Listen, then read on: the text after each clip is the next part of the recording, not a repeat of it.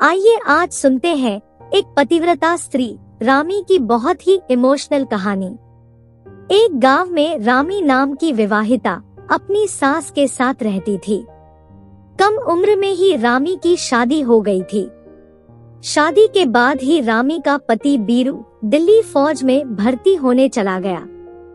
सास और बहू में काफी प्रेम था। वे दोनों माँ बेटी की तरह रहती थी। सास घर के काम करती और रामी बाहर गाय बकरी को चराने और खेती बाड़ी का काम संभालती थी। रामी अपने पति से बहुत प्रेम करती थी। उसकी याद में रामी काफी उदास रहती। वही हाल रामी की सास का भी था। बुढ़ापे में बेटे के दूर रहने की चिंता उसे खाए जा रही थी। वे दोनों ऐसे ही अपने दिन काट रहे थे।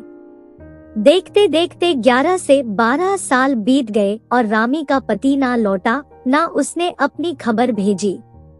रामी को यकीन था कि उसका पति एक दिन जरूर वापस आएगा। एक दिन रामी तपती गर्मी में खेतों पर काम करते करते थक गई। उसने आसपास के खेतों में नजर दौड़ाई। बाकी औरतें घर जा चुकी थी। काम में मग्न रामी को खबर ही नहीं लगी कि सब औरतें कब चली गई। काम और गर्मी से वो काफी थक चुकी थी। प्यास से उसका गला सूखने लगा। रामी ने सोचा थोड़ा ही काम बचा है, पूरा करके ही जाती हूँ। वो काम में लगी ही थी कि पीछे से उसे कोई आवाज आती सुनाई दी। उसने देखा कि एक साधु अलख निरंजन अलापता हुआ उसी की तरफ आ रहा है। साधु रामी को देख उसके समीप आ रामी से उसका परिचय पूछता है। रामी कहती है, मैं रावतों के खानदान से हूँ और मैं बहुत बड़े सेठ की बेटी हूँ। मैं इस गांव में अपनी सास के साथ रहती हूँ। मेरे ससुर का देहांत हो चुका है। साधु पूछता है, और तेरा पति कहाँ है? रामी कहती है, मेरे पति कई सालों से परदेश में है और मैं अपने दिन उनकी याद में काट रही हूँ।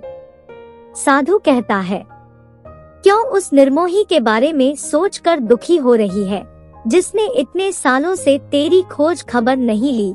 और तो और ना उसे अपनी माँ याद आई। रामी को साधु की बात पसंद नहीं आई। उसने उसे अनसुना किया और अपना काम करने लगी। साधु ने फिर उसे टोकते हुए कहा, क्यों अपनी ये अमूल्य जवानी उस निर्मोही के याद में बर्बाद कर रही है? चल बौरानी छाव में बैठकर अपना मन हल्का करते हैं। और रामी को छूने की कोशिश करने लगा। ये कहानी आप सुन रहे हैं दिल को छूती कहानियों पर।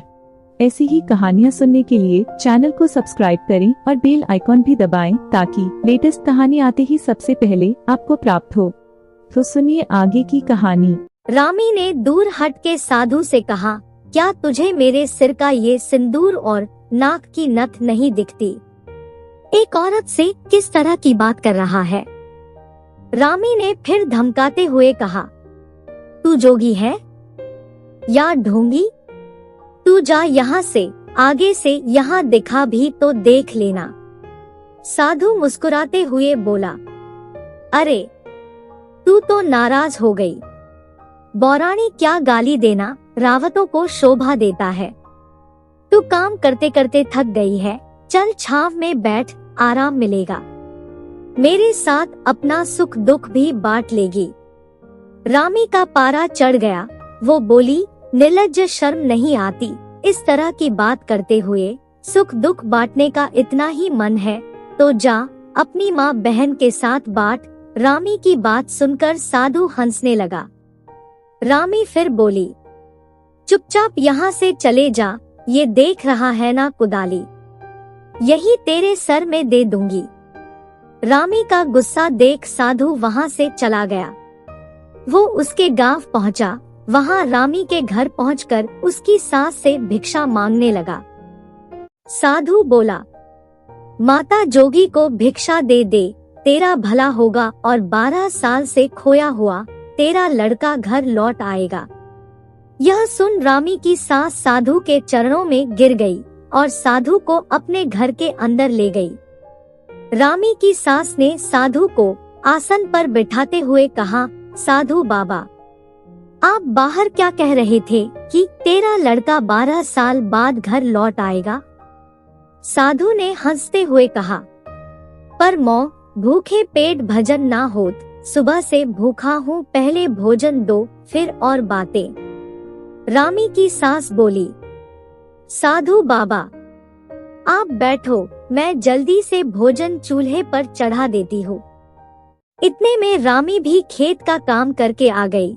अपने आंगन में उसी साधु को बैठा देख रामी को फिर गुस्सा आ गया। उसने साधु से कहा, अरे कपटी, तू मेरे घर तक पहुंच गया। बहू की आवाज सुनकर सास बाहर आई। उसने पूछा, बहू क्या हुआ? बहू ने बताया, माँ ये कोई साधु नहीं, कपटी है। सास ने बहू से कहा कि एक साधु के बारे में ऐसे नहीं बोलते, तू अंदर जा और भोजन परोस, मैं आती हूँ। रामी ने भोजन परोसा, सास को बुलाया। सास भोजन लेकर साधु को देने लगी। साधु ने देखा कि भोजन पत्तों में परोसा है। साधु बोला, ये क्या, अब मैं पत्तों में भोजन करूँगा, मुझे उसी थाली में भोजन दे जिस पर रामी का पति भोजन करता था। साधु का इतना कहना ही था कि रामी का पारा अब हद से ज्यादा चढ़ गया था। वो गुस्से में पूरी लाल हो गई थी। वो बोली, तूने अब अपनी नीचता की हद पार कर दी है। तेरी हिम्मत कैसे हुई ये कहने की? रामी के गुस्से का यह रूप देखकर साधु भौचक्का रह गया। उसने साधु का चोला उतारा और माँ के पैरों में गिर गया और बोला, माँ पहचानो मुझे, मैं तुम्हारा बेटा हूँ बीरू। और रामी मुझे माफ कर दो, मैंने तुम्हारे प्रेम और इंतजार की परीक्षा ली। तुम्हारे पतिव्रत प्रेम और निष्ठा को दुनिया हमेशा याद रखेगी।